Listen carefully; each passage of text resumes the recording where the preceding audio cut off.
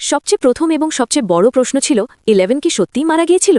সত্যি বলতে শো আমাদের এমনটাই বিশ্বাস করাতে চায় যে 11 মারা গেছে, কিন্তু ডিরেক্টররা বিষয়টা একদম পরিষ্কার করে বলেননি। তারা এই সিদ্ধান্তটা দর্শকদের ওপরই ছেড়ে দিয়েছেন।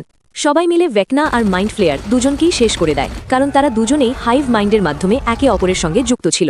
পরে এটাও জানা যায় যে মাইন্ড ফ্লেয়ারের জন্য হেনরির প্রয়োজন ছিল, আর সে তাকে শুধু একটা অস্ত্র হিসেবেই ব্যবহার করছিল।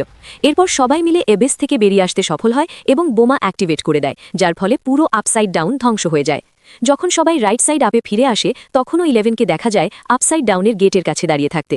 সে ফিরে আসতে প্রস্তুত ছিল না, কারণ কালি যেমনটা বলেছিল 11 জানত যে ডক্টর ব্র্যানার আর ডক্টর কে এর মতো লোকেরা সবসময় তার পেছনে লেগে থাকবে এবং তার বন্ধুদের ক্ষতি করবে। এই কারণে 11 সেখানেই থেকে যায়, আর আপসাইড ডাউন ধ্বংস হওয়ার সঙ্গে সঙ্গেই এমন মনে হয় যে সে মারা গেছে। কিন্তু 18 মাস পরে মাইক এক নতুন থিওরি সামনে আনে। এক গল্পকারের মতো সে তার বন্ধুদের বলে 11 আসলে সবাইকে বোকা বানিয়েছে, সে মরেনি। কালি তার শক্তি ব্যবহার করে একটি ভ্রম তৈরি করেছিল, যাতে সেনাবাহিনী আর সরকার মনে করে যে 11 মারা গেছে। এই সুযোগে 11 সেখান থেকে পালিয়ে যায় এবং অনেক দূরে এক শান্ত ও সুখী জায়গায় চলে যায়।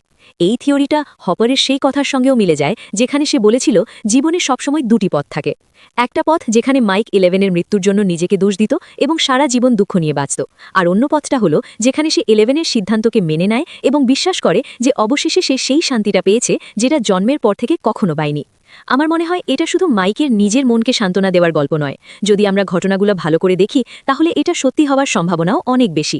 যখন হেলিকপ্টারে বিস্ফোরণ ঘটে, তখন সাউন্ড ফ্রিকোয়েন্সি মেশিন ধ্বংস হয়ে যায়, আর ভয়ঙ্কর ঝাঁকুনিতে সৈন্যরা নিজেদের সামলাতে পারে না। সেই অবস্থায় লেফটেন্যান্টের পক্ষে সঠিক নিশানা করা সম্ভব ছিল না।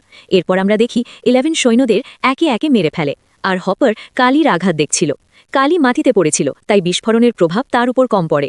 মেশিন নষ্ট হওয়ার পর সে খুব সহজেই আহত হওয়ার ভ্রম তৈরি করতে পারত। আসলে কালি কখনো আপসাইড ডাউন কেটে যায়নি। যখন কালি 11কে বলে যে সবাইকে বাঁচানোর পর তারা নিজেদের বলি দেবে, তখন 11-এর চোখে জল দেখা যায়। এতে পরিষ্কার বোঝা যায় সে এমন শেষ চায়নি। এরপর হপার তাকে মনে করিয়ে দেয় সে সারা জীবন কত কষ্ট সহ্য করেছে, কিভাবে তাকে ব্যবহার করা হয়েছে, নির্যাতন করা হয়েছে, কিন্তু এখন তার উচিত একটা ভালো জীবনের জন্য লড়াই করা। মনে হয় কালিও এই কথায় রাজি হয়ে যায়। এই কারণেই আমি পুরোপুরি বিশ্বাস করি যে 11 শোতে মারা যায়নি, বরং সে কোথাও দূরে শান্তিতে জীবন কাটাচ্ছে।